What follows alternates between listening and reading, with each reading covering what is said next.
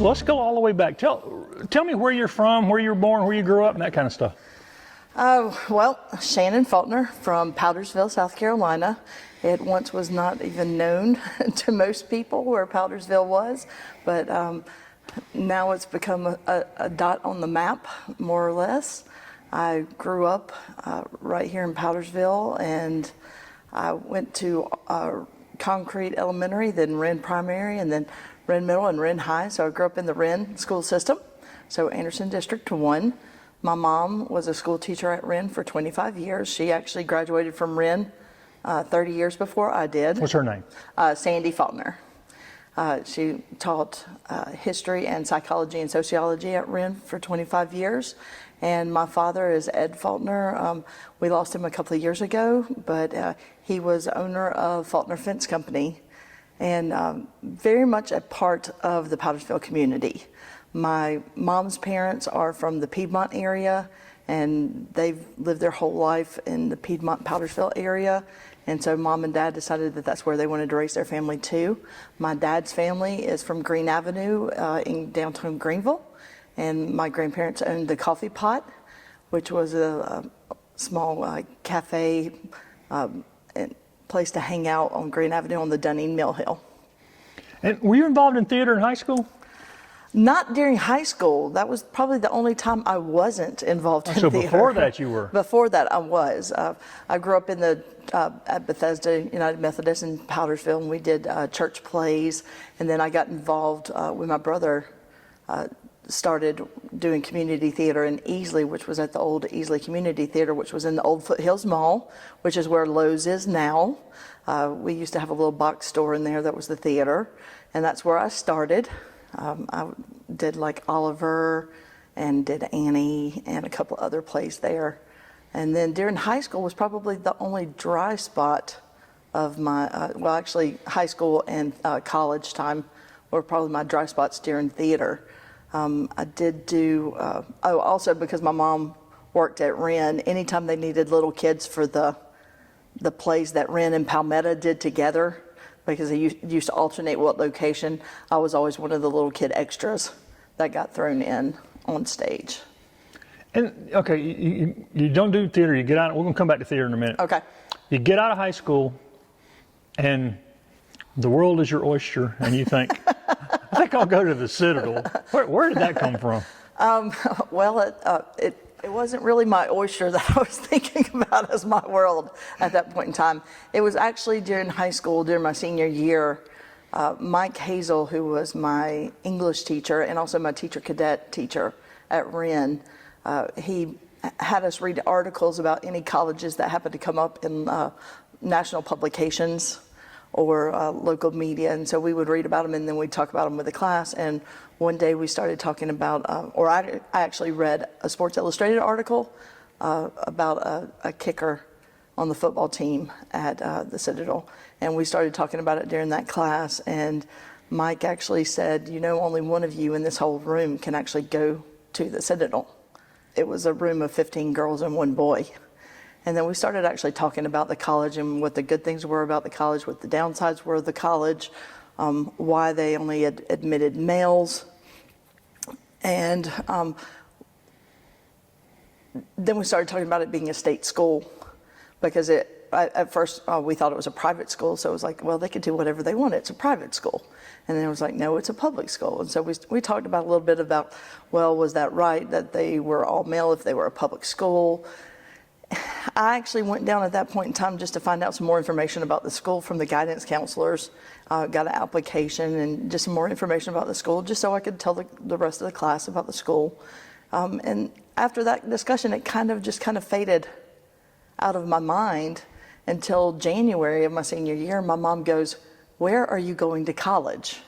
And like most teenagers, when you don't really have an answer or an answer you want to give, you say, "I don't know." And she goes, "Well, don't you really think you need to start thinking about that?" And I was like, "Yes, I do." So I literally went into my book bag and all my stash of stuff and got all the applications and all the information I had compiled over that year from different college fairs and everything. And I had 4 applications, or 4 colleges I was looking at. One was Erskine College. My softball coach had gone there, and she thought I could get a scholarship for softball if I wanted to go there. USCS Spartanburg, because my mom had graduated from there, and we're big Gamecock fans, so that was an opportunity. And then College of Charleston was one I was looking at. I have absolutely no earthly idea why, other than it was in Charleston, and I knew it had a good education department. And then the Citadel, the application was in my backpack, and I was like, okay, I got to think about that one too, and started looking at what did all 4 schools offer. And I didn't see anything bad about any of the 4 schools. And so I was like, okay, I'm going to apply to all 4, and we'll see who accepts me first. And whoever accepts me first, that'll be part of my sign of where I want to really go, or maybe where I should go. And I remember my mom was in class teaching on a day, and I took her all 4 applications to get application checks. And I kind of waited, I guess, until she was busy and she really couldn't give her feedback at that point in time, as all teenagers knew how to do with their parents. And so she was writing the checks, and the last one was the Citadel, and she kind of looked over her glasses at me, and she was like, "Are you sure?" And of course, again, like all teenagers, I don't know. And she was like, "Okay, well, we'll talk about this later." I was like, "Okay." And I got the applications and the checks and took them down to my guidance counselor. And my guidance counselor was probably one of the people who could have stopped everything at that moment if she had have refused to send it in for me, but she didn't. She asked me if I was sure, and she said she'd send them all out. And I actually asked her at that point in time, and this is one of those moments in my life that I have no clue where the words came from, because I hadn't discussed it with anybody. And I remember looking at Miss Dolge and saying, on the transcript for the Citadel, will you please omit any reference to gender? And I have no clue where those words actually came from. It was just one of those moments where I believe God gave me the right words, or put it in my head to actually ask about it. And she said, "Okay, I'll do that." I thought she'd be able to just go into the computer system and like just backspace over female, or just take the X off of the female box or whatever.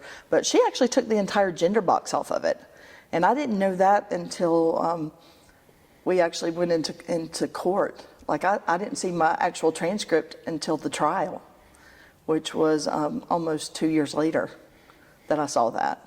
So did you have any idea what you were getting into then? I had absolutely no idea what was going to happen. I didn't know. I guess somewhere in the back of my head, I knew that they would know I was a girl somehow, and they just wouldn't accept me, and that would be the end of it. And I would never have known where it would have gone. But that's not what happened. They were actually the first ones to accept me. They saw that I was an honor student. I was in the marching band. I was drum major for my last 2 years. I was in my church choir for the youth. I was involved in clubs galore at school. I was the girl next door. They just thought I was a guy at the time instead of a girl. So what happened next? They admit you, and then when do they realize what's happened? I can't tell you exactly for sure how they found out I was female, other than one of the administrators at my middle school, sorry. One of the administrators at my high school, his son was at the Citadel at the time, and he had heard that I had been accepted, and I think he actually contacted his son and said, "You need to let them know they've actually accepted a female." And so we think that's how they found out. And 2 weeks after I was accepted, I received a letter saying that I was no longer accepted. The first letter was actually addressed to Mr. Shannon Ritchie Faulkner, and the second letter was addressed to Miss Shannon Ritchie Faulkner. And they actually used Title IX as the reason why I wasn't accepted, which kind of goes against everything I had ever heard about Title IX. But there were a lot of little clauses under Title IX, and that was one of them, was that if a school had been single gender since its inception, that it could continue. And I think that was one of the things that the senator from the state of South Carolina and the senator from the state of Virginia, who were Citadel and VMI graduates, made sure their schools were protected. And so what happened next? I mean, when did you realize this was going to, I mean, when did you decide to challenge it? It was at that point in time that I talked to my mom and my dad about it, and they were like, well, now that it was actually before they had rejected my application, that we all sat down and said, well, you know, this isn't going to stand. They're going to find out, and something's going to happen. They're going to reject you. They're going to do something to make you ineligible. But how far do you want to take this? What do you want to do if this happens? And at that point in time, I was an 18-year-old. I believed in the American dream. I believed that if you were good enough for something and you had the credentials for it, that you could do it no matter what. I was very naive, very naive. But my parents had always given me support, and also taught me that if I thought something was wrong and I could do something about it, that it was my duty to do something about it. So they were kind of the ones they didn't push me to do it, because I think they knew that it was going to get bad. I didn't know it was going to get bad, but they did. But they never tried to discourage me either. And that's the one thing, if I had had any other parents, I don't know that it would have happened. But God knew what he was doing when he gave me Ed and Sandy Faulkner as parents. What about your friends? What were your friends telling you? It was a mixed bag. We really, truly never really talked about it. But I had a lot of friends that I kind of lost because they went along with the crowd, and they thought what I was doing was wrong. I had a lot of friends who supported me, but they did it quietly. And I was okay with that, because I don't need you to be a cheerleader on the side of the road. I don't need you to be screaming and yelling for me. But if I call and say I need to talk, are you there for me? A lot of them were. And then I had a few that they stood right beside me the whole way. And those are the ones that I cherish the most. And at what point did you realize this is going to take attorneys and other things to get further ahead? My mom was the one who said, okay, we need to find a good lawyer. And she didn't really know who to turn to for that. So my uncle was big in the political scene in the upstate. He was so we turned to him first and said, okay, who do you know that we can talk to, that we can find someone who's not going to be afraid, who's actually going to want to take this on, because this is going to be a big deal. And took a couple of days, but we finally found the name of Suzanne Coe. And Suzanne was a little firecracker from out of state, but she had already been making headlines in local media because she supported the women's clinics. And that was kind of one of those, it was like, okay, if she's willing to take those on, she'd be willing to take me on. And so I met Suzanne, and more than a few times people mistook me for the lawyer and Suzanne for the teenager. Because Suzanne was very young looking as well. Her hair was always just chaotic. And but she was a firecracker, and she and I instantly hit it off. And even today we're still friends. She was always the one who all my lawyers were good, and I had relationships with them, but Suzanne's the one that was by my side no matter what, 100% through the whole thing. You mentioned the word cheerleader a while ago. You picked up a cheerleader from an unexpected place in all this. Citadel grad, well-known author. Yes. Tell people about that. Pat Conroy was one of my biggest cheerleaders. For the longest time, though, he was silent about it in public because he thought that he would hurt me rather than help me.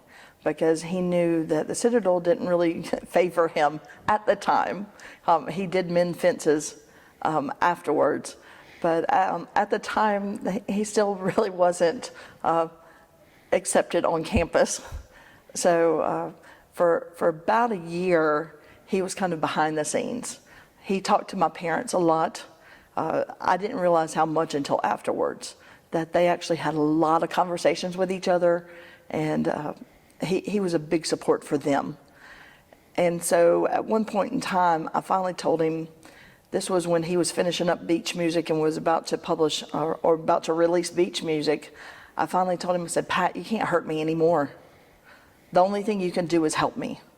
And if you come out publicly for me, I think I'll be able to get more people on my side, because they may start listening to you. Because right now they're not listening to me. They're not listening to anyone who stands up for me. They just consider them to be like somebody who's moved in from the north, or somebody that's just trying to cause trouble. So he decided to yes. And what actually got him involved with me to begin with was actually some women from the Coast Guard Academy, because a few years before, he had actually gone and done a speech at the Coast Guard Academy. And there were some female cadets at the Coast Guard Academy that were in charge of getting him back to the airport and being his escort and everything. And they asked him, well, what'd you think of our academy, and what'd you think of us? And he spoke very highly of them and everything. And they were like, well, we know you were on the honor court and you believe in the honor system, so we want to ask you a favor. And he said, anything, you've got it. And they were like, when, not if, but when the first female tries to get into the Citadel, we want you to support her and help her. And of course he was like, well, I can make that promise, but y'all don't know my school. My college is never gonna let that happen. And they were like, well, we still want your promise. And he promised them. And probably a year or so after I came on the scene, one of them contacted him through a letter and said, do you remember what you promised us? And I'm like, we'd like you to step up now. And of course he, his reaction is, I can't tell you his reaction on camera because it would have to be bleeped out. But he did follow through with that promise though, because that was one thing that Pat really truly believed in. Were there other people that would tell you privately, hey, we're supporting you, but they wouldn't come out publicly and say it? Yes. There were so many people that privately had my back, and they would talk to me and support me. But because of the reach of the Citadel at the time and the power that alumni and the school held, they didn't want to ruffle feathers in public. I had a lot of, especially teachers at the time, that truly did support me, and they wanted to see me do well, but they knew that they couldn't say anything publicly. At the time, the superintendent of the school district had a Citadel alumni as a son, and there were a lot of people in the area that had Citadel. Either they were an alumni, their fathers were alumni, their sons were alumni, brothers, all that. So it was a lot more of a reach than I knew.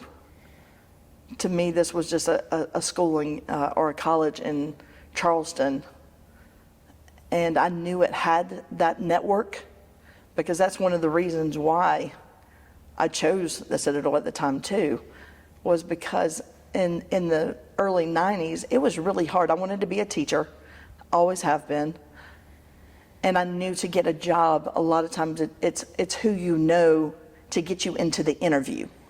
You don't necessarily get the job because you're an alumni, but just knowing somebody to help set something up, to help you get your first foot in the door helps.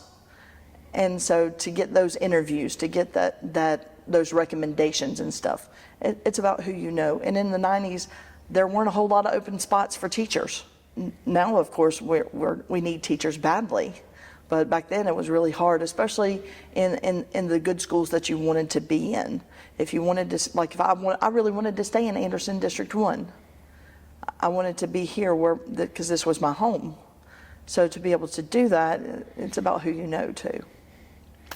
At what point did you lose track of how many cameras were pushed in your face, how many reporters were chasing you around? I mean, did you have any idea that was going to happen in the waves that it happened in? No, and the media was ridiculous at some points in time. I kind of had my first taste of the number that were interested in it when I registered in, it was January of '94. It was actually January 12th. It was a Wednesday. We had gone down and we'd gotten out of the van, and then all of a sudden my mom, my dad, one of our neighbors who had gone down with us to be with my parents, we were all of a sudden surrounded, and I could not see where we were walking. It was just like being in a huddle of football players.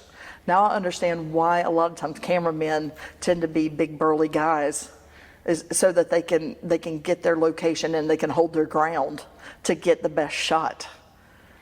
But just trying to get from the parking lot to the door to go into the admissions building probably took us probably 25 minutes just to go that far. And it wasn't that far at all. And we actually lost my dad at one point in time in the crowd. And so all of a sudden we're trying to get him in the door, and he's having to basically like just duck and try to maneuver through the crowd just to get inside the door, because nobody knew my dad at the time. Were there reporters that stand out there that were fair to you and you feel like did a good job? Yeah, there were, and I won't say that I saw any bias like toward me, like they were unfair to the Citadel or anything, but I feel like they really took the time to actually listen and to really try to find out the answers and not just go with the company line. Now I will say that it's also the opposite, where I did see some bias in some. I don't necessarily know if it was the reporter or the editors. All of the local people, I never turned down an interview with them because they were with me from the beginning. After all the national attention started happening and all these national syndicates were coming to me trying to get interviews and everything, they would say, but we're from so-and-so, you have to do us. And I was like, well, if I do you, then I have to make sure that if this paper calls, or if this TV station, or if this, then they have to get interviews too. And they were like, well, but they're local. I was like, you're right, they are, but they're the ones who have been here the whole time. So I'm not going to turn down local just because they're local. They're the ones that my community listens to. And so anytime national came around, I didn't just automatically do them just because they were, these people are from this TV show, or these are from this magazine. I didn't do that just because they were national. There's probably only one person that I said, if I ever got that phone call, I didn't care. I was going to do it anyway. And that was Oprah. That's the only one that I said, I don't care what I'm doing that day, I will say yes. And that's just because it was Oprah. And who wouldn't want to be on Oprah? And you did talk to Oprah. I did talk to her. And that was actually after I'd called a media timeout. And she called like right after that, and I said, okay. I always said that if she called, I would do it. So I did. I was able to fly to Chicago to do that one. I don't remember much of the actual interview. I remember that I enjoyed talking to her, that she made me want to talk to her more.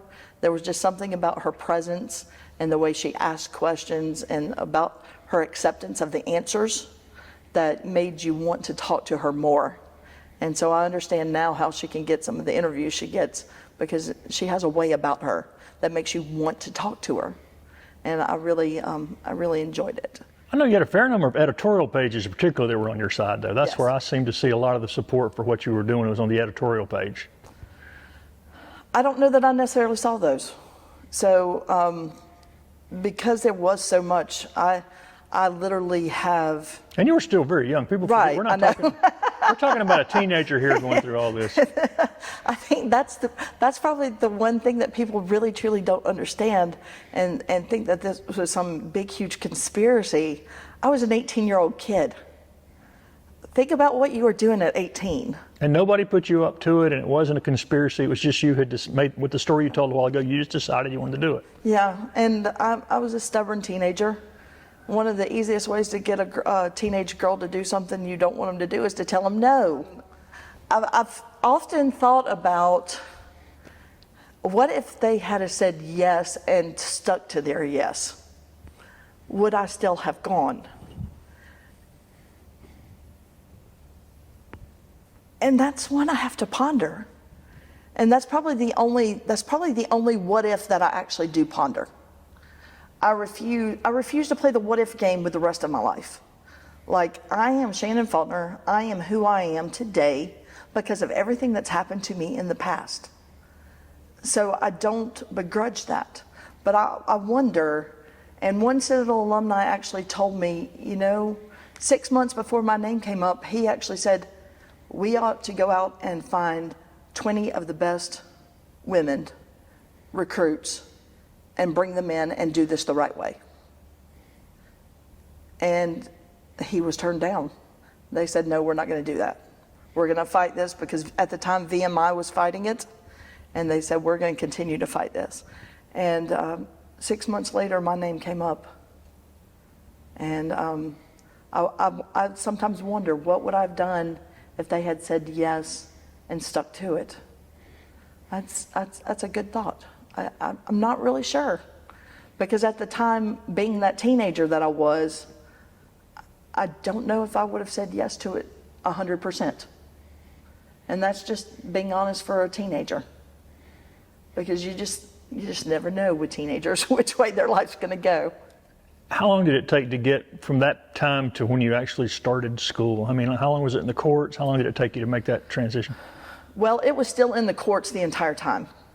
It was in the court system for almost 3 years. I think we actually filed the first week of March, the first lawsuit part of it, and my name was taken off of it the day that O.J. Simpson's not guilty verdict came out. That was probably the best day for me, because my name didn't show up anywhere. That's one of those things that you never think that you would say, oh, thank goodness for that not guilty verdict, because it was everywhere. So mine meant nothing at that point in time. But I know what you're asking. I started the lawsuit in March. We started doing different things with it in August of '93, which was supposed to be when I was starting my freshman year of college. My lawyers had told me, you will probably never step foot in the Citadel, because our court system moves slow. So you may be doing this for the next female, not for yourself. And I was like, okay, let's do this. Well, they tried for a Hail Mary. And they said, we're going to try for an injunction that allows you to go to class at the Citadel, but you won't be a cadet. And I was like, okay, do you think this is going to work? And they said, we have no clue, but we're going to try. Since you have a time limit, we want you to start your education there, since that's what you want. And I said, okay. So August of '93, we go down and we're fighting this, and that was the first time I'd ever stepped foot in court. And the judge actually agreed with all my legal arguments when it came to the injunction. And so nobody thought he was going to agree to it, but he did. And so at that point in time, I was like, oh my goodness, I'm starting school here next week, or within a couple of weeks. Where am I going to live? Because they wouldn't let me live on campus. So we worked out with one of my lawyers. He and his family lived in Charleston, so they invited me to live with them. So I was going to basically have roommates of an 11-year-old, a 3-year-old, an 18-year-old, or 18-month-old, not 18-year-old, and their parents. But about a week later, the higher court, the Court of Appeals, the Fourth Circuit Court of Appeals, actually stopped my injunction and said, we need to hear arguments on it. So then I was like, okay, wait a minute, I was supposed to start college. Where am I going to school? And so the University of South Carolina at Spartanburg allowed me to enroll late there so that I could start my education and not have to postpone it. And so I was at USCS for one semester, and during that time, the Fourth Circuit Court of Appeals heard the arguments and they ruled in my favor. So I was supposed to start in January of '94. That's when I was talking about the registration happened in August 12th of '94. And I remember that evening after all the hubbub and everything had died down, and I remember sitting with my two of my lawyers. We were sitting on one of the big swings near the Pineapple Fountain in downtown Charleston. There's big, huge swings that are on one of the piers. It's just nice and soothing. And we're sitting there and just feeling the breeze coming off the water. And I was like, you know what, y'all? This would be great if this was next week, because I would be starting tomorrow on my 19th birthday. Well, what we didn't know is at that point in time, Judge Rehnquist from the Supreme Court had just given the Citadel a stay to stop me from starting the next day, and saying he needed time to look over the paperwork and read the arguments, and he would let us know. So that next day, I go back to the upstate with my parents. Over the weekend, an ice storm hits the upstate. Judge Rehnquist lifts his stay on Monday, but we couldn't get back to Charleston because of the ice storm. So I ended up getting back into Charleston on that Wednesday, and I started classes on my 19th birthday. What day is that? That was January 20th, 1994. Inauguration day every 4 years. So it's a good day or bad day, depending on who's getting sworn in for the White House. And that day was a great day for me, but it was also a very hard day, because I had made friends at USCS and had started my college education and going in the right direction, I felt, and then all of a sudden it's totally upended again. But I kept having to remember my friends will still be my friends no matter where I am. And they did. I had a friend that actually came down that weekend to help celebrate my birthday. And of course, that Friday morning, which was my second day at school, the Post and Courier reads, Faulkner gets 19th birthday wish, which was not my 19th birthday wish, but okay. But that night when we went out to have dinner, and we were down on Market Street and walked into one of the restaurant bars, the door kind of slammed behind me, and it was one of those moments where, you know, everybody turns and looks at you, and you could have heard a pin drop in a major restaurant. And of course, I'm very sarcastic. People don't always know this about me until they get to know me, but I'm very funny, lighthearted, sarcastic. And as everybody's looking at me, I kind of stage whisper to my friend, well, I guess I can't use my fake ID in here. I didn't have a fake ID. I wasn't going to try and drink at all, but just the moment. And so the rumor by Monday on campus was that I had gotten arrested with a fake ID, which I had not. So, but that night, even being out with my friends, I had a young lady who was a student at another college in the area come up to me and basically try to argue with me about what I was doing. And it was not new to me. This had happened for the whole last year. Anytime I was out in public, if somebody disagreed with me, they would try to argue with me. But a lot of my friends knew how to handle it, and they would help me sidestep it and get me out of the situation to where I didn't have to worry about who's watching me. Thank goodness there weren't smartphones back then, because there would have been a lot of that out on social media now. But my friends at that time had been able to help me sidestep those conversations. Well, in Charleston, with this one friend, she knew how to help me, but she had some of her friends that were with us They had never been in that situation with me before. And so here we are in the heart of Citadel land with this young lady trying to get me to get into an argument with her. She's yelling by the end of it. I'm sitting there going, thank you so much for expressing your opinion, but if you don't mind, my friends and I are trying to eat our dinner. But I do love it that you felt so relaxed and comfortable enough to come up and talk to me. But if you don't mind, we'd like you to leave now. And I would just put on the biggest Cheshire grin, just to try to show them, you're not going to get me to fight with you. I'm not going to do this. Well, she keeps pushing it. My friends' friends start pushing back. And so they're the ones who are arguing it, and yet it's getting louder. I asked for a manager to come over, and we're like, can you help us do something? And he looked at me and said, you should have known this was going to happen. This is your fault. And he said, I think you should leave now. I'm not the one that's doing, what? I'm not the one that's doing something wrong. Why do I have to leave? Which we were close to the end of the meal anyway, where we were about to ask for our check. And at that point in time, because I guess almost because of his arrogance, I looked at him and said, we'd like to see a dessert menu, please. And I was like, I'm not leaving. And then at that point in time, a young man who was dressed in the blazer and the tie of a Citadel cadet came over and was trying to get the young lady to leave my table. So apparently it had been his girlfriend or just a friend, I don't know. And when I asked for the dessert menu, there was actually a man, an older man at the table next to us, and he was like, bravo.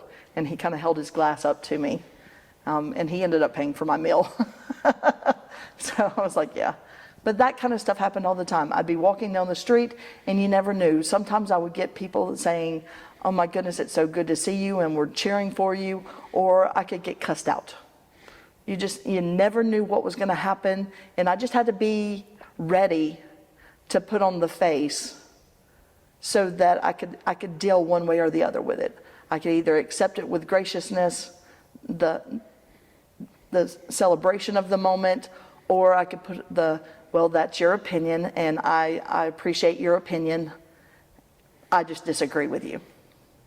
And I had to do that a lot in Charleston. Were you surprised how many women got in your face about this? I mean, that was probably the hardest part to accept, was very few men actually addressed it to me publicly.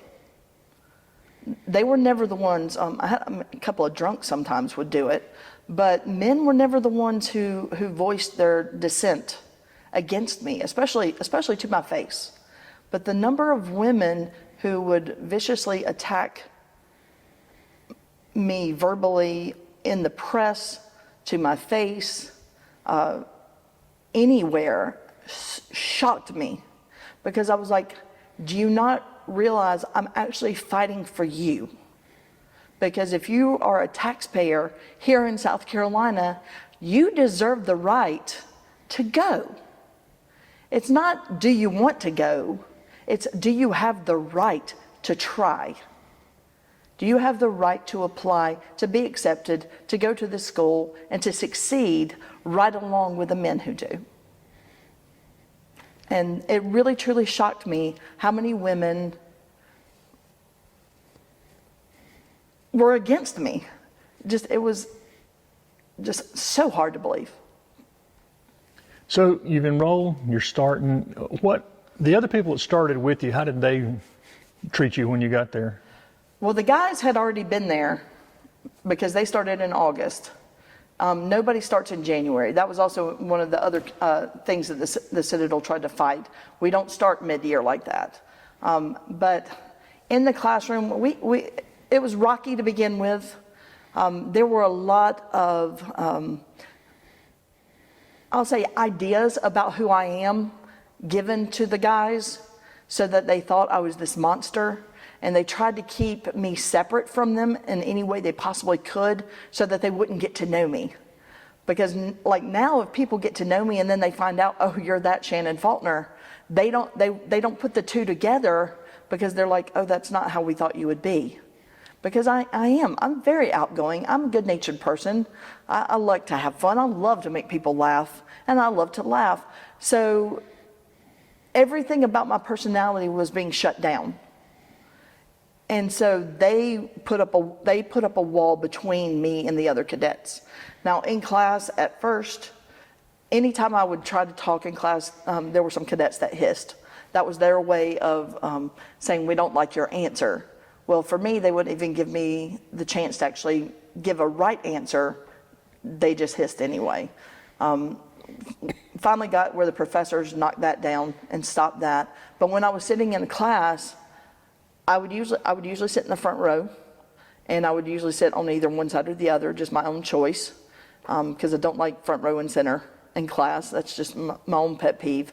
But a lot of the cadets wouldn't sit around me, but then the ones who did sit around me, a lot of times I would see were the black cadets.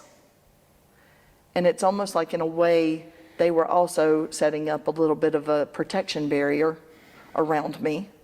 They were the ones who, if they would see me in the library, kind of on the down low, would be, are you okay? Is there anything you need? Has anybody been mean to you, or has anybody hurt you, or anything like that? Or do you need something? And I would be like, no, I'm good, thanks, I appreciate it. They were the ones who kind of did that for me. So I kind of felt like they were trying to protect me a little bit. It got to the point where it wasn't needed anymore, because it was almost like I was just another body in class, which is all I was trying to prove. That I could sit in that class, I could be successful, and they could be successful. We didn't have to do this. And I was there for 3 semesters. This is what people don't remember, or they never knew it. I wasn't just there for 4 days in August of 1995. I was there for a year and a half as a student, the only non-cadet day student. Everybody else was a cadet, or everybody else was, or everybody else was a veteran. We had Marine Corps veterans and Navy veterans that were taking day classes there. And so that's who I was in class with. Of course, everybody else was wearing a uniform. I tended to wear stuff that stood out. And of course, back then it was the 90s, so I usually had a big bow in my hair, or a big clip of some type in my hair, which I think irritated people because it was so girly compared to what everybody else was wearing. What will you remember most about your time there? I mean, we'll talk about where you went next in a second, but what will you remember most about your time at Citadel? What I remember the most about the Citadel, my time especially as a student, is I got a great education. I really did. The professors were really good, but the discussions that we had in class, and at the time where the guys finally accepted me as a classmate, I really did learn, and we actually did interact with each other. And I gave as good as I got when it came to classroom discussions and everything. There were guys who were nice to me. There were guys that just saw me as another face in the class because they finally got to accept me there. So I learned a lot, but I won't say that my entire education came from inside the classroom. I learned so much about this world in 2.5 short years. I had to deal with not only my classroom stuff and the professor and the other students. I had to deal with reporters and cameramen. I had to deal with producers and other people from anything from an editor at the local paper to a publisher of a magazine or a news show. I had to deal with lawyers. I learned so much about constitutional law that my dad was like, I think you're going to end up being a lawyer. And I was like, no, thank you. I do not want to be a lawyer. The judge, the courthouse system, the federal marshals, having to deal with all of that, even the lawyers for the other side. These were people I saw day in and day out for so long that my college experience is totally different than anybody else's. It's sad that it got to become routine. That I remember going to one of the federal marshals, who was the first black federal marshal in South Carolina. He invited me to his retirement ceremony. So I got to go back into that courtroom and see the judge who was on my case was actually the one who swore him in. So being in there with all those federal judges, and Senator Hollings was there, Fritz Hollings was there, and after the ceremony, I actually went straight up to him and stuck my hand out before he could walk away from me and say, Senator Hollings, my name is Shannon Faulkner. It's very nice to meet you. And he was like, well, I've taken a lot of hell over you. And I said, well, I've taken a lot of hell over myself, sir. And that was pretty much the end of our conversation. But yeah, most of my education came from outside the classroom. But there are some really good guys from the Citadel. And I don't want people to think that I hate the Citadel, because I don't. I hate particular aspects of their past. And there's some Citadel men in particular that I don't necessarily care for, but I believe in the system. And there's a lot that I've gotten to know since that I call my friend. There's actually some Citadel alumni who we were actually with each other in class or during the cadet time. They were my commanding officers that I've had conversations with since then. One of them actually 25 years after he graduated, his daughter graduated. So during her senior year, he and I talked a lot. And it started off with a conversation of, I just want to talk to you. Can we talk? And I was like, absolutely. I didn't know where the conversation was coming from. I didn't know what he wanted to say to me, but it just started with that conversation. And I welcome those conversations. Anytime somebody in my life now wants to ask me about it, I'll be glad to talk about it, because it's who I am, or it's part of who I am. It's not everything in my life. I don't go walking into a room going, hi, I'm Shannon Faulkner, and I'm the girl who went to the Citadel. No, not at all. But if somebody asks me about it, I'll be glad to talk to you about it. I'll be glad to share with you. And a lot of people are kind of hesitant at times to say, would you talk to me about this? Or will you answer a question? I'll be glad to, because that's how people learn. People learn the parts of the story that nobody else has ever heard, kind of moments. But it's also a way when people find out who I am. My nickname to some of my friends is "the," because when I introduce myself, I'll be like, hi, I'm Shannon Faulkner. And a lot of times the first question out of somebody's mouth for the last 20 years has been, you don't mean the Shannon Faulkner? And I'll be like, yes, the Shannon Faulkner. So it's kind of become, instead of Miss Faulkner, it's the Faulkner, because it's kind of been the running joke all these years. That's how it happens. Or people will get to know me, and then all of a sudden they find out, you're that Shannon Faulkner? Why didn't you tell me about this? And I'll be like, well, it's because I don't announce it everywhere I go. And so one of the ladies I actually work with, we had worked with each other a whole year, and somebody else was talking to me and said, well, I'd really like to get your contact information, because I'd like you to come and do a talk about your college experience for so-and-so. And she was like, why would they want to hear about your college? And the lady looked at her and said, you don't know who she is? And she said, yeah, she's Miss Faulkner. I was like, no, she's Shannon Faulkner. She went to the Citadel. And she was like, oh my God, why did you never tell me that was you? I was like, I don't do that.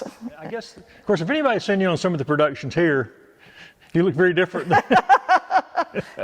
Yeah, I know the mullet and unibrow kind of hide a lot of things, don't they? That will do it. Well, now though, looking at to where we are, like you said, it's almost 25 years. I mean, it's getting crazy. 30 years from when I graduated. Yeah. Like this, August was the 30th anniversary of that injunction. Right. So, but almost 20% of the student population now at Citadel is female. Mm-hmm.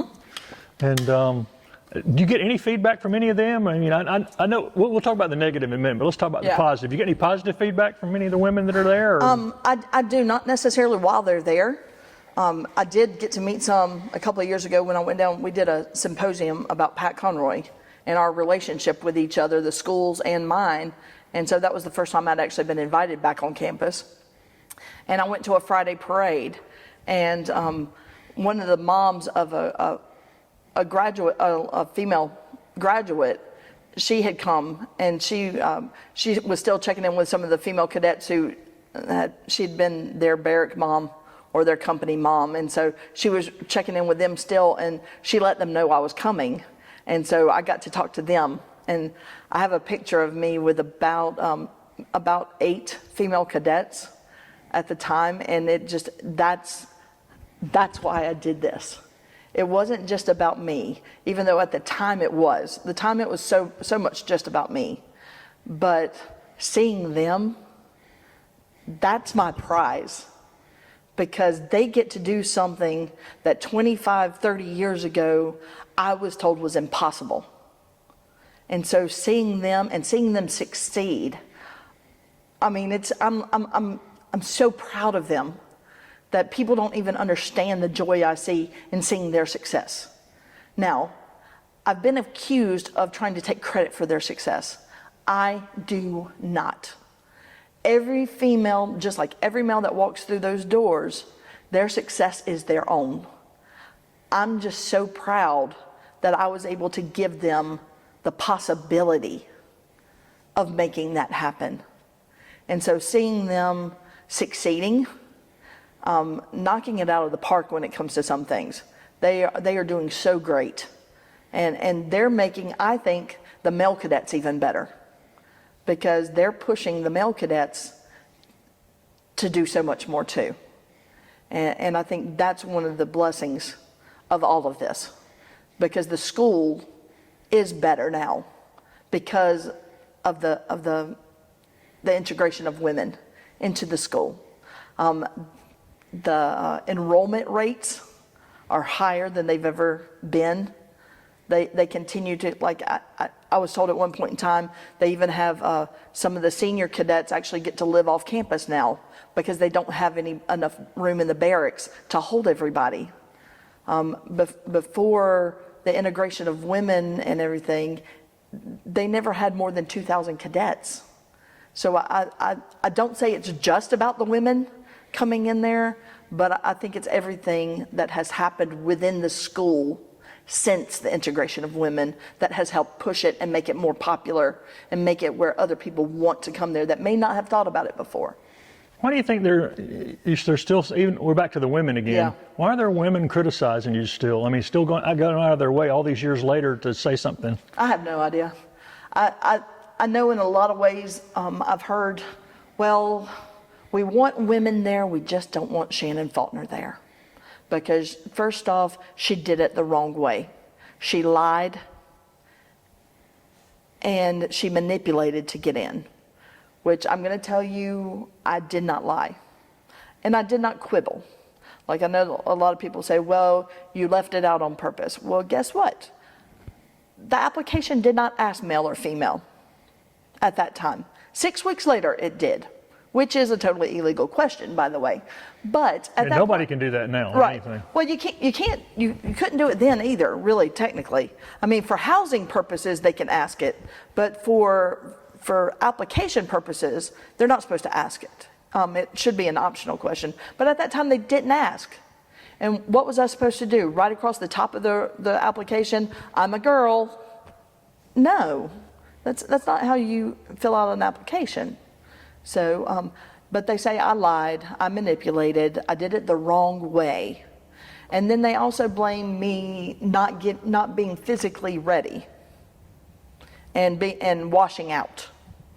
I will say that I did put on some weight from high school to that year in college, but what freshman doesn't? I'd gone from being an athlete in the marching band and being a softball player where I was totally active year-round to having very little physical activity. And yeah, I didn't necessarily make the best choices, but I was still running with my dad every day. We actually ran between 2 and 5 miles every day with each other. I was just heavier. I'm a tall girl. I mean, I know now I'm heavy now, but I wasn't this way back then. And I could still physically do everything they wanted me to do. And I know that there's one Citadel female graduate who constantly knocks on me. I have never said anything bad about her. She has a right to her opinion. I just don't believe she really truly realizes that she wouldn't have had the opportunity if it hadn't been for me. And I know she says, well, she did it the right way. She waited until the Citadel opened the doors for women to apply. Well, there was a court order that said that. And they just decided not to fight it any longer because the VMI decision had come down. And so, but I've talked to a lot of the women since then who have graduated, even one of the very, very early ones. She and I talk all the time through Facebook, and I cheer her on and she cheers me on. So I don't understand it. I really truly don't. And I don't take anything away from her, the one that speaks negatively of me. I just don't understand where her hatred of me comes from. Well, what about just women's rights in general? Did you hear from women's rights advocates that were cheering you on and still do? I mean, you do certainly have a place in that big history. Right. And I think that might actually be where part of her, the one who speaks negatively of me so much, because my name will always be mentioned no matter what when they talk about that, when other people speak of it. I don't always say that the college brings my name up when they're talking about the history of the school, other than I was there and then I wasn't, or that I filed a lawsuit to get in. Yes, I'm in the history books about it. I don't know why anyone has to try and take away from what it was. And that's a lot of times what I see it is. They're trying to downgrade what it is I fought for to make happen, and what I was willing to do to make it happen. I didn't think I was going to see my 21st birthday. I really truly expected to die. When you get the amount of death threats that I got, and one of the big reasons that I actually ended up leaving was actually a threat to my parents. And that one actually came as a physical attack to myself. When I was in Powdersville, I got attacked. And the person threatened to kill my parents. And that was the first time I had actually physically been accosted or physically been approached in that manner. Like, yeah, I'd gotten the phone calls, I'd gotten the letters, the voice messages on the phone at home. I'd gotten all those, but that was the first time I'd actually physically been attacked. And I thought I could handle it, and I couldn't. At that point in time in my life, I was emotionally done. After fighting it for 2.5 years, never talking to anybody about it, I never told people what was really happening, because it was a way of protecting them. I couldn't talk to my parents about it because they were worried about me, and I didn't want to worry them anymore. I couldn't really talk to my friends about it because they had their own stuff going on, but they couldn't relate to it. So it was hard to really put a bridge there. So at that point in time, 2.5 years, some of my best friends were 30 and 40-year-old lawyers, and they couldn't relate. They were either in a totally different state, or they had their own things going on trying to fight the lawsuit for me. So I couldn't do the therapy to get myself right at the time. And then after I actually left, my mom got me in to see a therapist. I couldn't talk to the person. I literally sat on the couch for like 3 sessions. I answered yes or no questions, because the Citadel had subpoenaed my medical records, and I didn't trust who I was talking to for them not to end up in court as well. And I didn't think they could get my medical records or anything like that. And there was nothing hidden in the medical records. It was just the fact that they could get them. And they send a fax to my doctors, but send the notice to my lawyers through a snail mail. So they didn't even know that they needed to fight it to stop them from getting my pediatric record, my orthopedic record because of my knee surgery and everything. So I'm sitting here talking to someone I don't know. I've been around lawyers for the last 3 years who have told me, when you're answering a question, answer a yes or no, or answer the question they ask. Don't give more information. So like if you ask me, do you know what time it is? You don't say the time, you say, yes, I do. And then, Well, after you left, how long did it take to slowly erode that way of approaching everything? Wow, that's a good question. It probably took me between 5 and 7 years to get back to being Shannon again. And that's just in the small ways of being able to... And by then you'd already finished college somewhere else. Yeah, by then I'd already finished college. I actually finished at Anderson University, which was Anderson College at the time. I graduated from there, did my student teaching at T.L. Hanna High School, and then got a job in Greenville County at Carolina High School, teaching English, which is what I've taught my entire career, is English at high school and middle school level, and I'm working with a Title I. But it took me between 5 and 7 years where I could really truly start to open up and be me again. Theater was a big help for that, because about my second year teaching, I got back into theater, and it was actually in Easley, which they weren't Easley Community Theater anymore in the old mall because it had been torn down. They were actually Easley Foothills Theater in the old West End. And I did Music Man there. And that kind of started bringing out the joy in my life again, and that helped. I remember somebody saying a couple of years ago, I don't understand how you do it. And even like if you think about Guacamole Queens and what I did with Guacamole Queens and the stuff that I've done on stage, they're like, I don't see how you do that. That's so hard to do in front of people. And I was like, as a school teacher, I stand in front of 100 to 150 kids a day and act the fool to keep their attention to teach them something, because you have to entertain kids to teach them.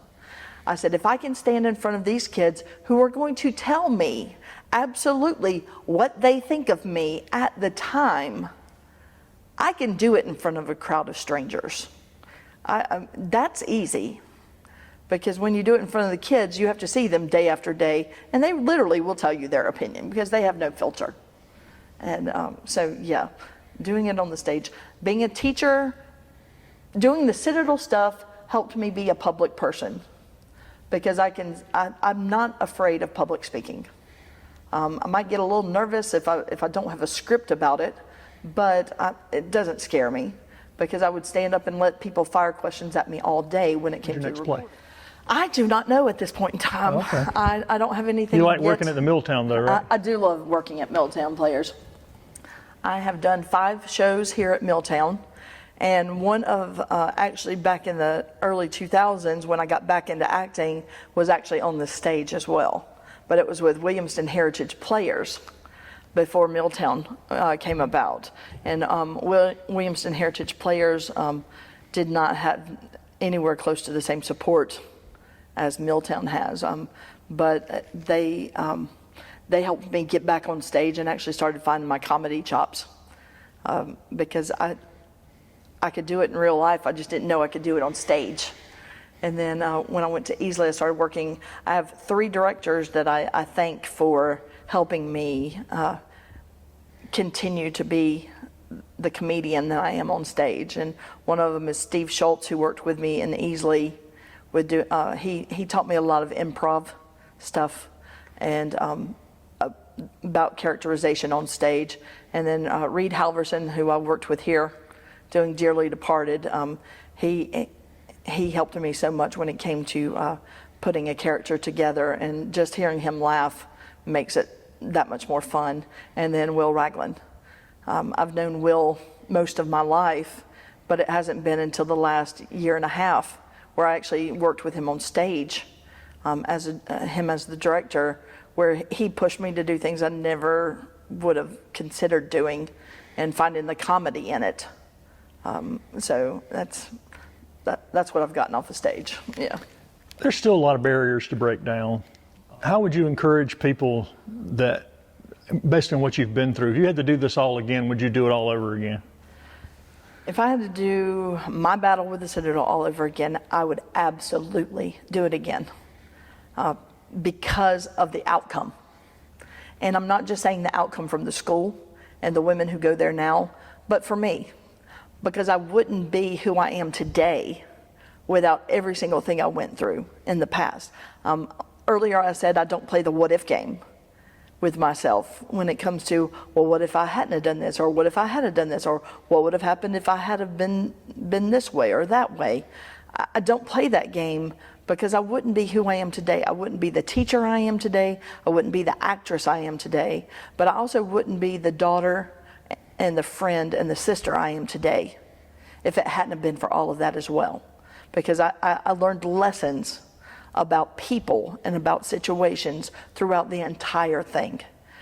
And anyone, no matter what they're facing, especially if they're trying to break through that last barrier to try and step up and be something that they never thought they could be, or other people have told them they can't be. I say, as long as you stay true to yourself and you know what you are doing is the right thing for you and for what you are fighting for, then I will be your biggest champion. I will be your biggest cheerleader, cheering you on, because it's not going to be easy. And if you give up just because you face a little bit of dissension or a little bit of argument from somebody else, then apparently it wasn't the path for you to begin with. But if you really truly think that this is what I should do, this is what I can do, this is what I'm willing to do, then go for it. You're going to face stuff that's going to blow your mind sometimes, that you don't even realize that people can be that ugly or that mean to you. But stand up, do what you need to do. I think we don't have enough people standing up